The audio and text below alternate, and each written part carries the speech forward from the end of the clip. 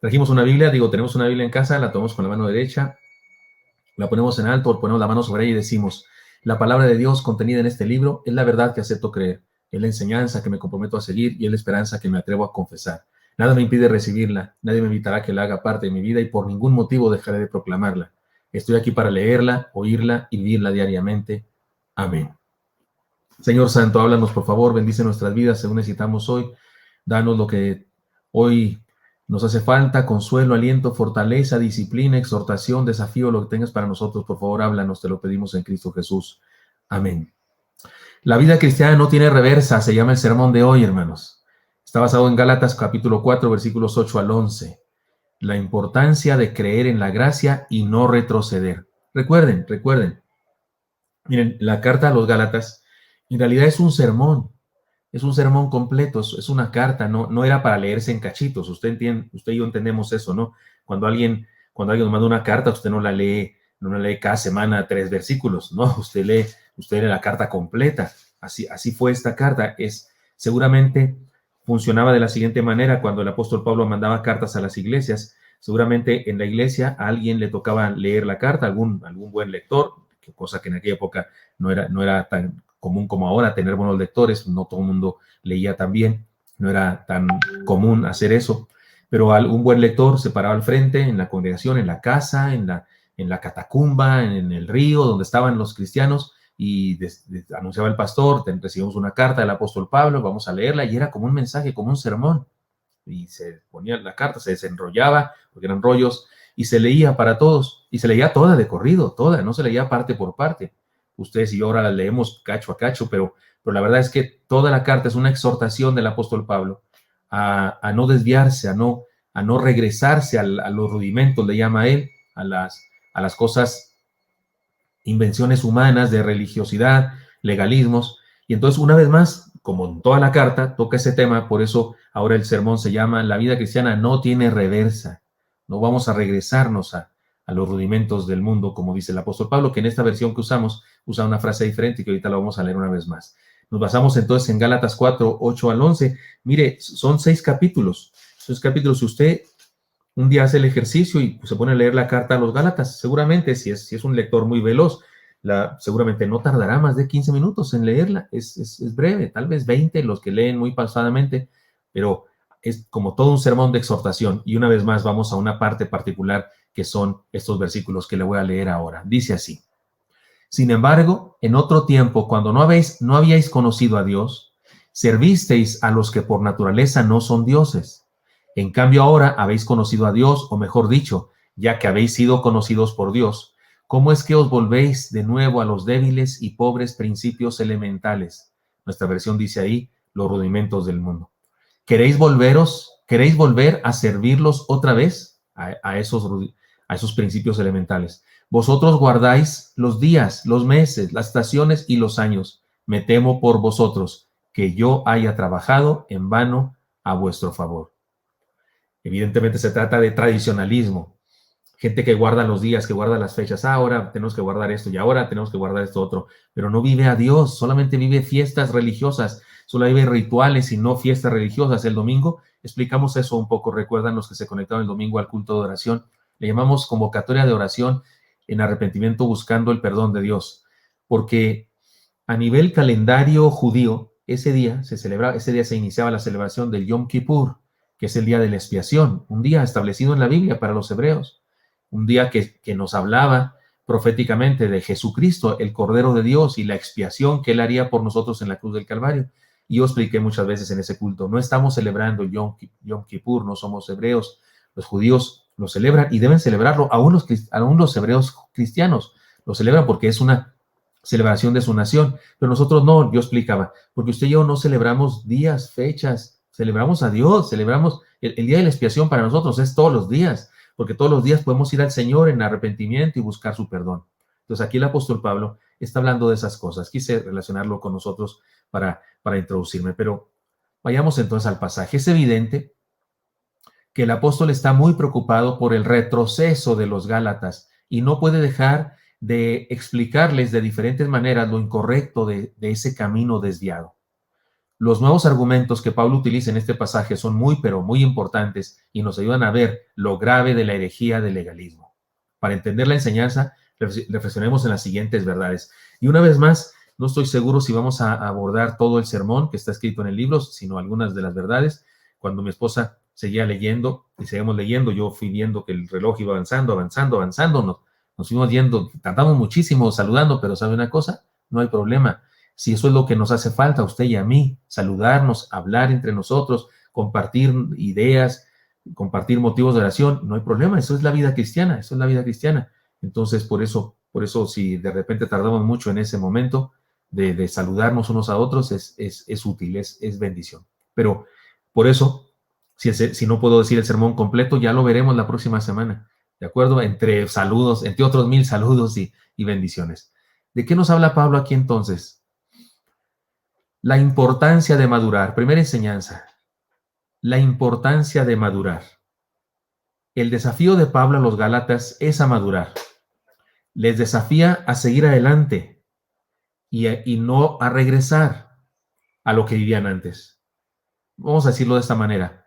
Este desafío es claro y útil para todo cristiano como nosotros. No es correcto que nos quedemos siempre en la misma posición, en la misma estatura, en la misma condición espiritual. No es correcto. Ni en lo físico es correcto. Me refiero cuando somos niños, adolescentes y jóvenes, estamos creciendo. Si un niño o un adolescente que tiene cierta estatura y no pasa de ahí, ya cumplió 15 y sigue ahí, y llega a 16 y no crece, incluso vamos al médico, algo está pasando, ya está afectando su crecimiento, ¿qué hacemos? Si le dan medicamentos, qué sé yo. Se dice eso de Messi, ¿no? Messi, el jugador de fútbol de argentino que juega ya en el Barcelona, creo que todavía, no sé si ya se cambió o no, pero ese no crecía, era demasiado pequeño, pero resulta que era un genio. Y justamente el Club Barcelona le ayudó a su papá a pagar un tratamiento. Sería más chaparro, de por sí es bajo de estatura, sería más todavía si no hubiera recibido ese tratamiento. Hacemos algo cuando alguien no crece. Y si no crece, en cuestión de que no puede hablar, que no desarrolla su vocabulario o que no crece porque no aprende a leer y no aprende a caminar, ponemos el grito en el cielo cuando una persona no avanza, no madura. Bueno, pues en lo espiritual igual deberíamos poner el grito en el cielo. Es un hecho que, como el apóstol les dijo en un principio, fueron hechizados. Ese era el problema, ¿se acuerdan? En el principio leímos ciertas partes del Gálatas y dijimos las palabras que se usaban ahí. ¿Quién nos fascinó? Le dice Pablo a los cristianos de Galacia. ¿Quién nos fascinó? Y tradujimos esa palabra y dijimos que podría decirse hechizados, embrujados. Y el apóstol Pablo habla de eso, dice que fueron hechizados seguramente a causa de su inmadurez y su ignorancia. Y por eso le dice, maduren, porque por eso fueron fascinados, por eso fueron embrujados. La demanda del estudio de la Biblia, el discipulado y el desarrollo de la fe es tan importante el día de hoy como en aquella época. Son muchas las modas evangélicas con ideas extrabíblicas que se están desarrollando en nuestros días y están cautivando a muchos creyentes inmaduros y débiles. Lo voy a decir con mucho respeto, aunque ustedes saben que yo me la paso despepitando aquí contra el movimiento neocarismático, pero ¿cómo no decirlo? Si en la Biblia se dice eso, si en la Biblia dice que probemos los espíritus, si en la Biblia dice que vendrán engañadores, si en la Biblia dice que algunos desviarán a la gente, y lo vemos ahora en el presente, ¿cómo quiere que no lo digamos? Pero me pasa algo. Hay ocasiones en las que me mandan mensajes, personas, otros pastores que igual que yo están preocupados y están condenando o hablando, pues, desenmascarando a falsos apóstoles, falsos profetas, falsos evangelistas. Y de repente, pues, alguien me manda un video para que yo lo vea y los veo. Y cuando veo a ese falso profeta decir lo que dice y hacer lo que hace, ¿sabe cuál es mi pregunta más grande? ¿Cómo le creen? ¿Cómo le creen? ¿Cómo hay alguien que cree eso? ¿Cómo puede haber alguien que les cree eso? Como unos fantoches que estuvieron hablando, supuestamente cancelando al coronavirus. Bueno, hay uno que incluso le dijo al huracán, te detengo por decreto divino, en el nombre, porque tengo poder. ¿Qué es eso? Y luego le dijo al huracán que se detuviera y no sé qué. ¿Sabe qué? No me causa tanto malestar, no me causa tanto problema, tanta vergüenza, esa vergüenza ajena, esa persona, como me causa vergüenza que el auditorio donde está predicando esté lleno, eso me causa más vergüenza. ¿Cómo hay gente para todo? ¿Cómo hay gente para todo? Eso es terrible. Hace algunos años, cuando estaba en el seminario, se me ocurrió decirle a mi maestro de homilética, de predicación, de cómo predicar, se me ocurrió decirle que me parecía que los merolicos eran buenos hablando, ¿no? Y que tenían una técnica para convencer a las personas, para vender a las personas cosas, ¿no? Y entonces él me dijo, fíjese que sí, tiene usted razón, hay ciertos métodos que usan ellos, y me encargó y me dijo que por qué no yo analizaba los merolicos o a un merolico en particular, y pues que un día me agarro y me voy a la ciudad, al centro de la Ciudad de México. Bueno, yo estoy en el Estado de México, ahí en Lomas Verdes, en el seminario, y un día de esos, un fin de semana, me fui ahí donde está el Palacio de Bellas Artes, y también al Zócalo, y así algunas plazas principales. Anduve por ahí oyendo a merolicos y escuché a uno vender la Magna Cruz Magnética. La Magna Cruz Magnética, me acuerdo, porque tomé nota de eso. Él vendía la Magna Cruz Magnética. Hizo un truco químico ahí con unos vasos, y a uno le puso una sustancia, se puso negro, así horrible, y al otro le puso la Magna Cruz Magnética, y cuando le puso la sustancia no se puso horrible, no, se quedó blanco. Dijo, y la gente, no hombre, hubo una señora que cayó de rodillas y pidió comprar y no la vendía, hasta barato. O sea, me decía un amigo mío que hasta se nos antojaba comprar una porque estaba bien barata. Oiga, el problema, lo triste, lo escandalosamente desagradable, no era que esa persona estuviera diciendo eso. Lo escandalosamente desagradable era que gente estuviera creyendo en eso. Ahora, en este caso con el menolico eran gente inconversa, personas que viven de la superstición, personas ignorantes de la palabra del Señor. Pero en la iglesia, los de Galacia, estos de las iglesias de Galacia, eran creyentes. Y el apóstol les exhorta y les dice, no pueden regresarse. El cristianismo no tiene marcha atrás, no hay reversa. Tienen que madurar, tienen que ser mejores, no peores. Y ustedes están peor que antes ahora. Se desviaron, se regresaron. ¿Y cuál es el problema? La inmadurez, la falta de crecimiento, la falta de solidez. Sin embargo, dice Pablo, en otro tiempo, cuando no habíais conocido a Dios, servíais a lo que por naturaleza no son dioses. Pablo está reconociendo eso. Sí, o sea, antes ustedes, o sea, seguían a otros dioses porque no sabían, no habían conocido a Dios. En cambio, ahora que habéis conocido a Dios, o mejor dicho, ya que habéis sido conocidos por Dios, y aquí viene Pablo, es una pregunta y se puede notar el tono de escándalo también. ¿Cómo es que os volvéis de nuevo a los débiles y pobres principios elementales? Yo voy a traducir eso, porque estoy seguro que a usted y a mí, pobres y débiles principios elementales, tampoco nos dice mucho. La otra versión dice rudimentos del mundo. ¿Sabe qué es lo que está diciendo, lo que está diciendo Pablo? ¿Cómo es que se regresan a los valores populares de rancho de la gente del mundo? ¿Sabe a qué cosas se refiere Pablo con esto de los preceptos o principios elementales? Como al hecho de que la gente cree que si matas un sapo, en la noche va y te mata su mamá o no sé qué a ti. Como eso de que la gente cree que las culebras o las víboras del agua se hacen de los pelos de la cola de los caballos. Eso se decía en mi rancho. Como esas cosas absurdas que de repente se creen en el mundo. Bueno, en aquella época había conceptos así, pero tenían tinte religioso, como la gente que piensa que donde hay aparecidos hay tesoros, como la gente que piensa que te va mal en la vida porque un día le dijiste una palabra fea a tu mamá y entonces hay una maldición. ¿No? Nunca he ido a las ferias donde está ahí la niña rosa o la mujer araña, y ahí está una mujer y se ve la cabeza y se ve la tarántula enorme y dice, yo estoy así por una maldición que me dio mi madre porque un día no me dejó. No es cierto. Y hay gente que cree eso. Yo sé que usted no lo cree, pero hay gente que cree eso. De eso está hablando el apóstol Pablo aquí. Ahora usted está diciendo, sí, esa gente que cree esas cosas, qué bárbaro. Permítame. Creerle a algunos falsos profetas y falsos apóstoles, falsos predicadores, algunos de los cuales salen por televisión, creerles a ellos, estén en el mismo nivel de estas cosas. La inmadurez del cristiano, el desconocimiento de la palabra de Dios del cristiano, le hace concebir ideas, le hace aceptar ideas absurdas, enseñanzas incorrectas que se predican por ahí. Ya lo he dicho muchas veces, pero déjeme decirlo para que veamos que no es algo tan tan ajeno ni algo tan que no podamos encontrar entre nosotros. Por ejemplo, el asunto de las declaraciones no viene de la Biblia. No, eso declárelo, hermano, y yo declaro, es súper, archi, recontra, ultra, reque, teque, popular en este mundo. Veo pastores bautistas, compañeros míos de seminario diciendo eso. Que declaro esto, que declaro lo otro. Oiga, eso no viene de la Biblia.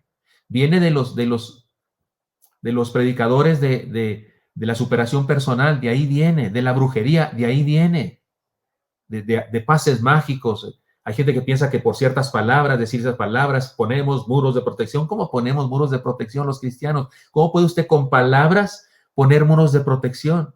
Ordenamos cosas. Eso no está en la Biblia.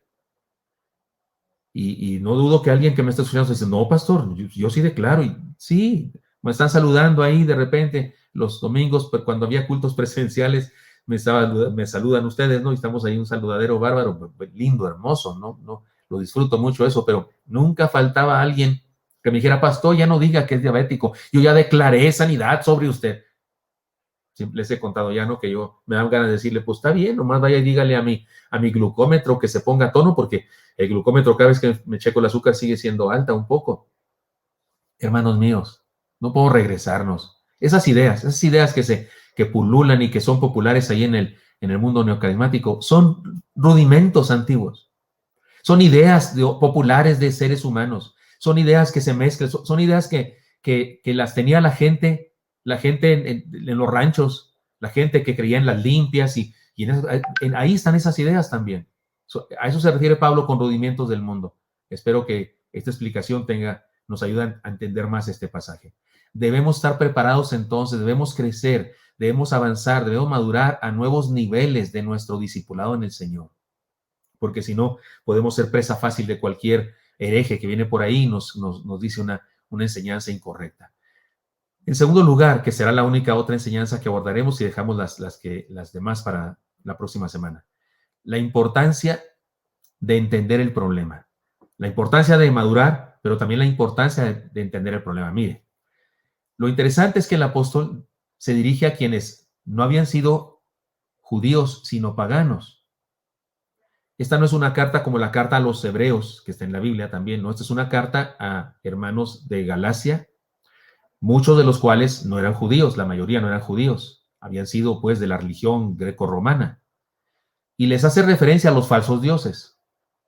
Además les ayuda a entender que han tenido dos épocas naturales en sus vidas, el antes y el después de haber recibido el evangelio. O sea, les está hablando así, ya para que me entiendan. Yo entiendo que ustedes antes vivieron una vida de idolatría porque allí andaban, porque era lo que creían. Pero ahora tienen una nueva vida porque ahora conocen a Dios y Dios los conoce a ustedes. De hecho, Pablo dice ahí que dice, conocen a Dios y dice, quise decir que Dios los conoce, y es cierto, porque Él toma la iniciativa siempre.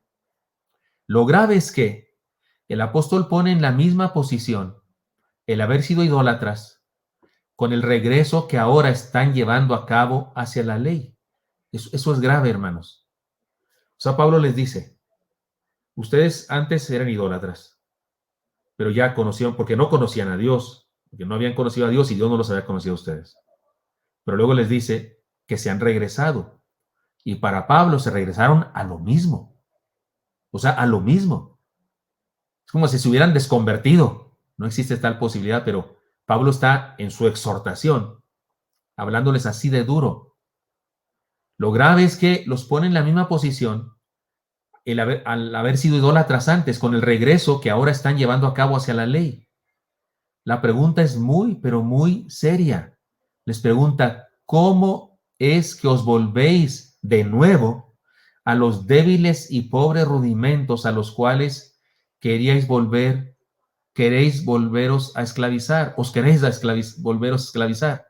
Ya me hice bolas con los volveros, creéis, andáis vosotros, sois. Se lo leo otra vez si quiere. ¿Cómo es que os volvéis de nuevo a los débiles y pobres rudimentos a los cuales os queréis volver a esclavizar? O sea, querido hermano, ¿cómo era? Voy a ponerme a mí de ejemplo. ¿Qué creía yo antes? Antes de ser cristiano, antes de los 17 años. Yo creía, bueno, era ateo, según yo era ateo, pero más antes. Cuando era religioso, cuando tenía una religión, ¿qué creía? Que confesándome ante una persona y diciendo lo que había cometido pecados, esta persona me absolvía y me daba una penitencia. Yo tenía que rezar 8 Padres Nuestros o 10 Aves Marías y que a través de ese ritual yo obtenía perdón. Y que tenía que ir a una reunión, una misa, y que Cristo venía a ser parte de mi vida cuando yo comía un pan, una hostia, comía. Entonces Cristo era parte de mi vida. Esos son rudimentos, esos son los rudimentos de antes, esos son los débiles principios populares de la humanidad, esos son. Pero creí en Cristo, me convertí a Cristo. Y Él me conoce a mí, yo lo conozco a Él. Y si a mí se me ocurre que yo puedo hacer un ritual, como los que hacía antes, y que a través de ese ritual puedo conseguir cosas de Dios, no sé, gracia, perdón, un milagro. Oiga, pues soy igual que antes. Estoy igual que antes. Si yo pienso que debo ir con un profeta, un apóstol, para que me ponga las manos, para que ore por mí, soy igual que antes. Más que antes iba con el Padre, ahora voy con el profeta, pero es la misma cosa. Es poner mi confianza en esa persona y que esa persona me va a dar una unción, un regalo de Dios. Es el mismo proceso, no más que ahora con terminología cristiana. Como los cristianos que están desesperados porque no se celebra la Santa Cena, porque no estamos en reuniones presenciales y dicen, hay que celebrarla porque yo necesito la Santa Cena. ¿Necesitas? ¿Por qué necesitas la Santa Cena? ¿El pan tiene algo? El jugo de uva que usamos para la celebración de la Santa Cena tiene algo que si no te lo tomas, estás vacío, se te fue el Espíritu Santo, se te fue Cristo o qué? Es un símbolo, es un símbolo. Eso es lo que es. El pan no es más que pan, el jugo de uva no es más que jugo de uva. Representa algo y cuando celebramos la Santa Cena presencialmente y recordamos eso, recibo bendición, pero no por el pan, no por el jugo de uva, sino por lo que recordamos del Señor, porque hablamos con Él, porque nos comprometemos de nuevo, porque le pedimos perdón, porque nos recordamos el pacto que hizo con nosotros y que hicimos con Él. Y la bendición está ahí, no en el pan, ni en el jugo de uva. De hecho, les anticipo, cuando se termine la campaña, el domingo de celebración de la campaña, se los anunciaremos más tarde, tendremos una celebración de la comunión, pero no celebraremos la comunión, no tendremos un pan y un jugo de uva, no tendremos, pero recordaremos eso. Cada quien en su casa nos acordaremos de eso, nos acordaremos de esa celebración y como si la estuviéramos celebrando, pero sin pan y sin jugo de uva, porque eso se hace cuando estamos juntos, es la comunión, pero yo hablaré de esa celebración, compartiré lo que significa y experimentaremos bendición, aunque no comamos pan, aunque no tomemos el jugo, porque si creemos que en comer el pan está la bendición y en el jugo, y que si no lo como, si no lo tomo, entonces algo me estoy perdiendo, entonces estoy igual que los Gálatas, estoy regresándome a los rudimentos de antes, estoy viviendo lo que vivía yo cuando era monaguillo en el santuario de Guadalupe de la ciudad de Chihuahua. ¿Estoy hablando claro ahora? Cuidado, porque el apóstol Pablo está diciendo que ese desvío al legalismo y la religiosidad es como regresarse a la experiencia de idolatría de antes. Esto es de verdad revelador.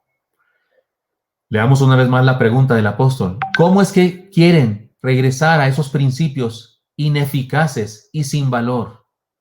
¿Quieren volver a ser esclavos de ellos? Así dice la Nueva Versión Internacional. Se los leo ahora en la versión Dios habla hoy.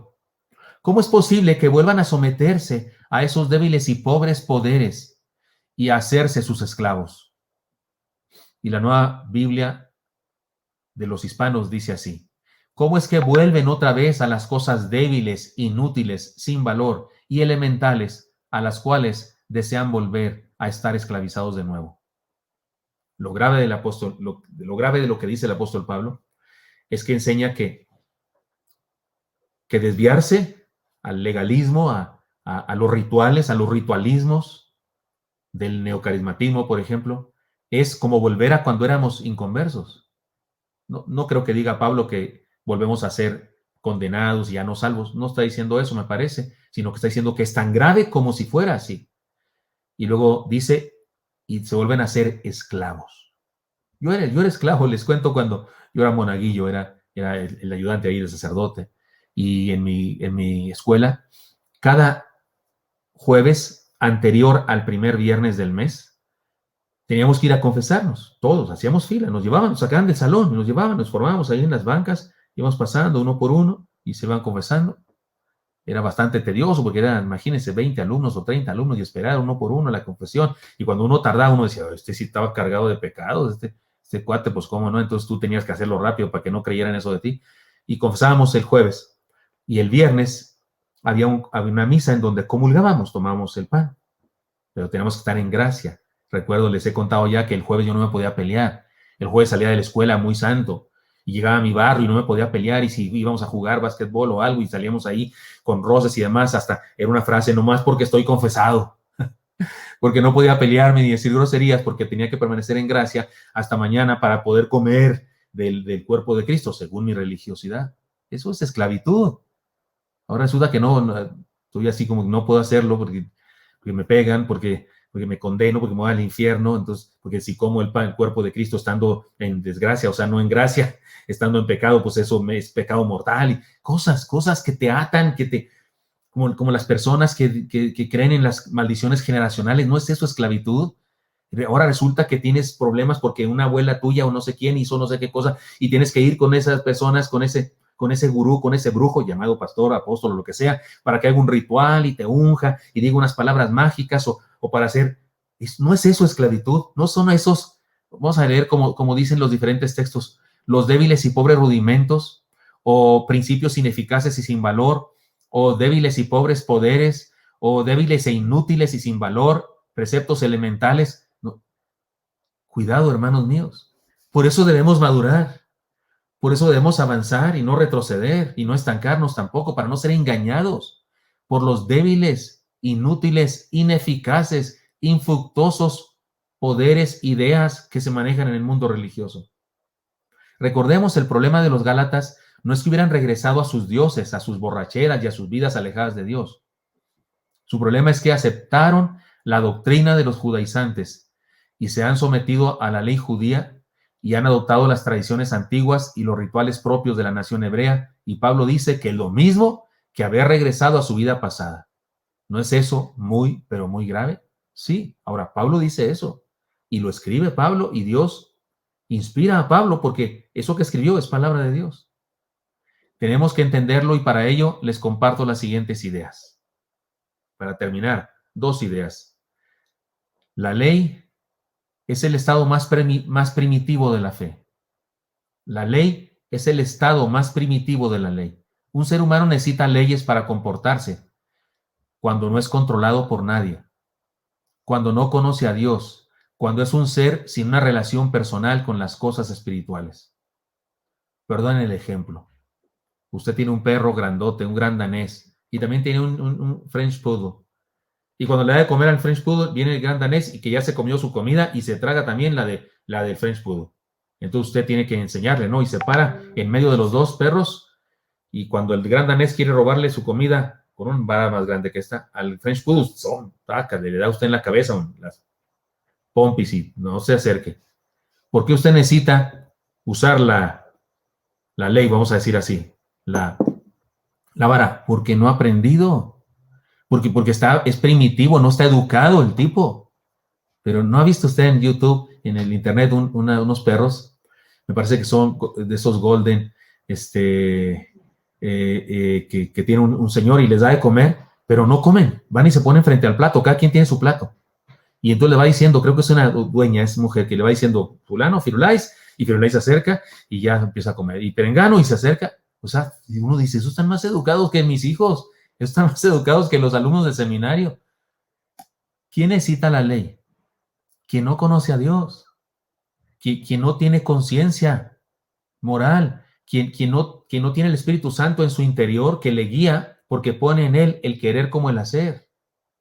Así es que regresarnos a la ley es entender que no he avanzado nada, que estoy en la etapa más primitiva de la fe.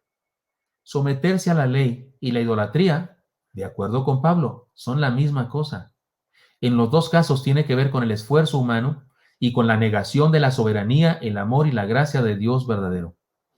Como quien dice, Pablo les aclara que regresar a las que regresar a las tradiciones de la ley es como haber regresado a su antigua vida. Dos cosas entonces, queridos hermanos, nos enseña esta primera parte del sermón. La importancia de madurar para evitar ser fascinados, ser embrujados, ser engañados por los falsos maestros. Y la importancia de entender el problema. El problema es serio. El problema es de desviarnos hacia el ritualismo, hacia el religiosismo, hacia el legalismo. Es serio. Cuidado, maduremos, crezcamos. Oigan, tenemos palabra, tenemos enseñanza. No es tan difícil protegernos. Solo tenemos que estar bien cimentados en la palabra, estudiando su verdad y no dejando que nadie venga y nos engañe. Porque el día de hoy, igual que en la época del apóstol Pablo, hay gente como a los Gálatas que puede ser engañada. No lo permitamos. Mantengamos nuestra fe pura en el evangelio puro del Señor. Y esos falsos evangelios, evangelio de las declaraciones, evangelio de las unciones, evangelio de la prosperidad, falsos evangelios. Cuidado. No nos dejemos engañar. Maduremos. Crezcamos en la palabra y entendamos que el problema es serio. Caer en esas desviaciones es serio. No es pequeño problema, es serio problema. Me invitan mucho a actividades, a momentos de oración entre pastores, a que les invite a ustedes como iglesia, a que nos reunamos en no sé qué otra iglesia y que de vez en cuando vengan a nuestra iglesia. Y no lo hago, no acepto esas invitaciones porque son invitaciones de grupos interdenominacionales. Y un día un pastor me habló muy serio y me exhortó y me dijo, pastor, y dije, oiga, no, si estamos unidos, y oro por ustedes y sigan adelante y échenle ganas, no es nada, no es mala onda. Y me decía, pero ¿por qué no va? Y dije, es que hay cosas que no soporto escuchar. Es que, ¿cómo es posible? Están ahí gente declarando y maldiciendo al virus y una porra a Cristo y una puya al diablo y empiezan a hablarle al diablo y pues, perdóneme, y luego me decía él, acuérdese del eslogan, porque hay un eslogan para el ecumenismo, acuérdese del eslogan que en lo esencial, unidad, en lo no esencial, tolerancia y en todo amor. Y yo le decía, bueno, sí, pero qué es lo no esencial? Porque el hecho de que una persona piense que tiene poder en su boca para hacer milagros, a mí me suena muy esencial. Porque a mí me suena que está faltando de respeto al Dios soberano y eterno. Me suena esencial eso. Y que una persona crea que con su boca puede detener a los virus y que una persona le hable al diablo, le ore al diablo y lo maldiga y le diga, y tú, que no sé qué. Dije, para mí eso es esencial. Porque eso no se debe hacer, un cristiano no lo debe hacer. Dije, por eso, querido colega, pastor, por eso, discúlpeme que no asista a esa reunión. Perdónenme, no es mala onda, los amo mucho, lloro por ustedes y somos los cuates de siempre. Pero cuidado con estas desviaciones, porque la cosa es seria, no es cosa sencilla, es seria. Pero usted y yo nos mantenemos en el camino y estamos en el Señor, siguiendo su palabra de verdad, predicándola y haciendo de este mundo un mundo mejor y haciendo que su iglesia sane y su iglesia siga y prospere para las próximas generaciones. Señor Santo, te doy muchas gracias porque me das permiso hablar con mis hermanos, compartir esta enseñanza y te pido, Señor, que mis hermanos y yo podamos estar maduros y en crecimiento y de esa manera defendiéndonos de las herejías para no caer en esos errores tan serios. Te lo pedimos en Cristo Jesús. Amén.